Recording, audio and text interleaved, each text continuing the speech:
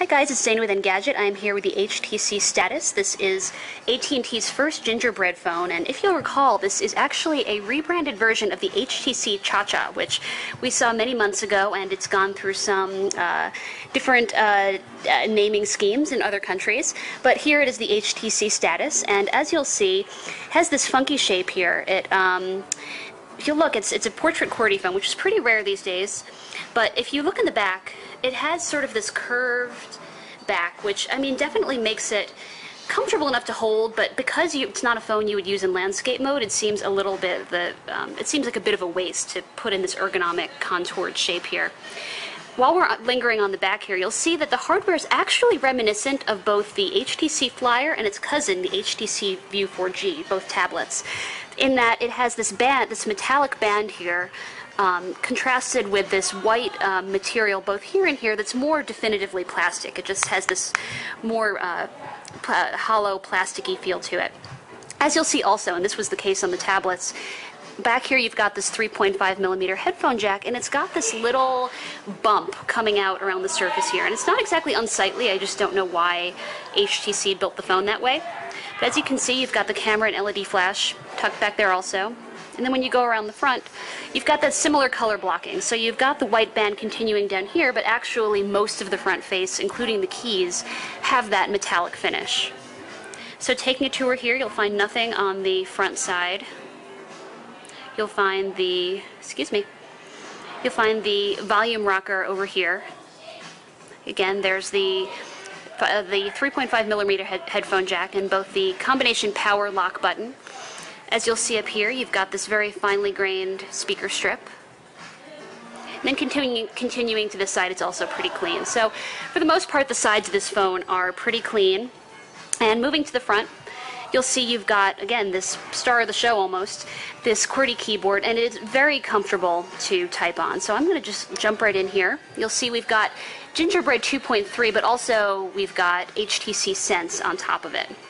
So I just swipe through like you do in HTC Sense 3.0, and I'm going to go straight to the internet here. I'm going to show you what it's like to type in a website. So we're going to go to, we're going to be boring, we're going to go to Google, and there's a function key here, so I can press alt.com and go. We are on AT&T's HSPA Plus network in New York City, so we are on the 18th floor of a building in Manhattan. So this should give you an idea of how fast the network is.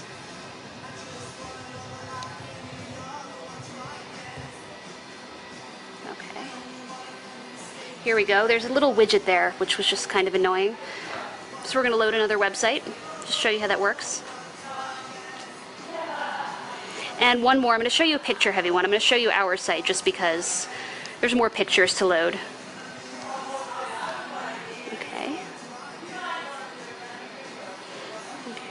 So we're going to do that. And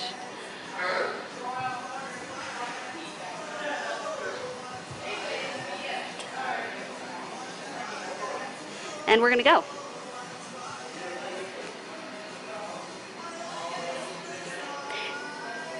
So see, it loads briskly. It's not the fastest phone you've ever seen. Really, though, it's because it's such a small screen, and you're going to have to do a lot of scrolling to see what you want. And even when you do look at things, you'll see it's kind of fuzzy. So there's a photo on our own website, and it doesn't look particularly sharp there. Viewing angles are, it's a pretty reflective screen, actually, so the viewing angles aren't great.